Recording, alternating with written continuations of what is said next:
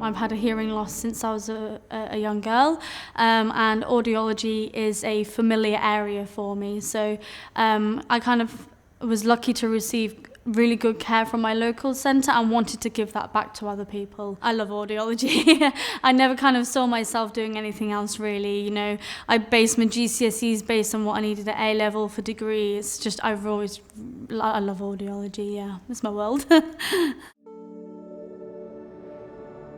So for me, obviously, as a hearing impaired perspective, it's good communication. So being able to kind of have that clear conversation, being able to do that small talk. So when you are fitting a hearing aid, you know, you can just have general conversation, because for people who are hard of hearing, it's the conversations is why they've come to see you in the first place. They don't know whether I was born with it or I had measles when I was younger, and I kind of have what they call like a cookie bite shape. So, you know, I can hear like birds singing and things like that, but there's also other kind of conversations that I miss out on. It's kind of like at a moderate level.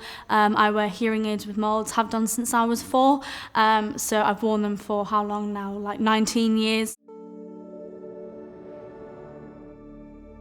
To be an audiologist is quite magical really, because you know they come in and sometimes they're really closed off, the body language is kind of inwards, and sometimes they say, oh, I've brought my wife or my husband with me because I can't hear, they'll speak for me. And then once you kind of then get to fit the hearing aids and you can have that conversation, they feel a lot more included, like they are somebody.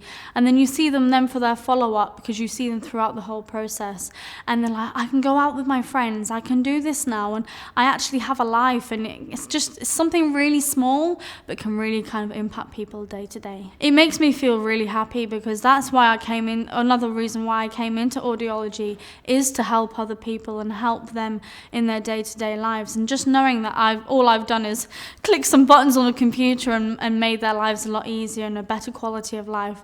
Just kind of you go home feeling like you've just helped people. Counselling is kind of a massive part of audiology. It's almost like 50-50 on what we do, because hearing aids aren't like glasses where you stick them on and everything's HD.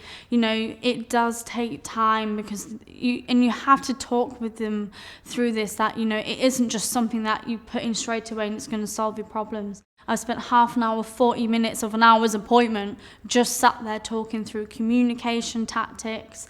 Sometimes it's not the patient themselves, it's the family members that also need the counselling and the rehabilitation and things like that.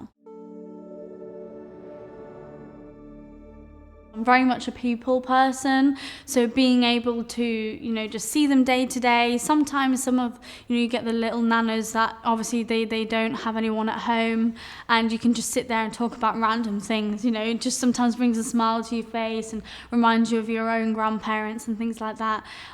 So yeah, just kind of being able to just chat to different people, meet different people, sometimes tell you their stories or where they're from, and it's just nice to learn about that. It was very easy to find a job after graduating. Audiology has a lot of gaps that need filling. Obviously, with the ageing population, more people are going for hearing aids, and the demand is just getting higher. And I'd actually started my NHS job before I graduated, both NHS and privately and abroad as well. There's a massive gap for audiology. So I think everybody that I know that was in my course went on to find jobs straight away afterwards. I think I was weirdly chilled out. I think because, like I say, I have that knowledge already, so going into a department wasn't too scary for me.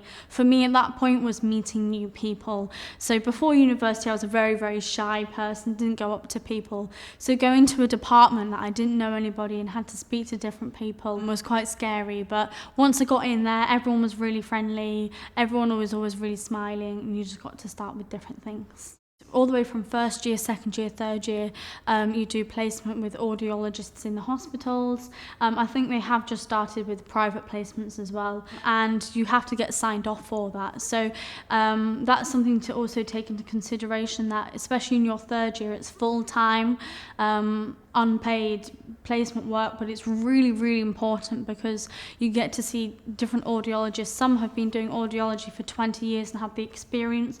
Some are newer and can give you more kind of things that they have discovered from outside of university.